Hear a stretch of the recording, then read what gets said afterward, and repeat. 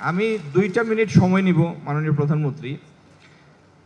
সিলেটের একটা দীর্ঘদিনের সমস্যা হচ্ছে এখানে কর্মসংস্থান নাই।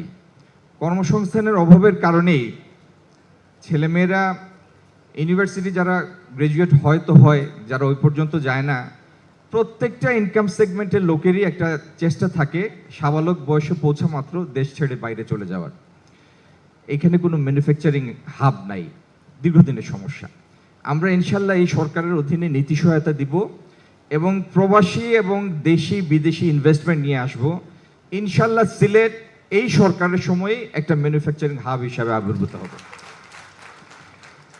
দ্বিতীয়ত, একটা যে প্রকল্পটা উদ্বোধন করে আসলেন প্রধানমন্ত্রী এবং আরও কতগুলি প্রকল্প যেটা ইতিমধ্যে প্রক্রিয়াধীন আছে, সেটা আমি বলবো না, তিনিই বলবেন, আপনাদের জানাবেন, তাহলে সঠিক ওজনে আপনাদের কাছে জিনিসগুলি পৌঁছাবে। এর বাইরে সিলেটের অনেক উদ্যোক্তা, আইটি সংশ্লিষ্ট অনেক উদ্যোক্তা তরুণ এবং তরুণী আছেন, অনেক ফ্রিল্যান্সার আছেন, কিন্তু কাজের জায়গা নাই, পরিবেশ নাই। তাদের জন্য আমরা সহায়ক পরিবেশ তৈরি করব ইনশাল্লাহ।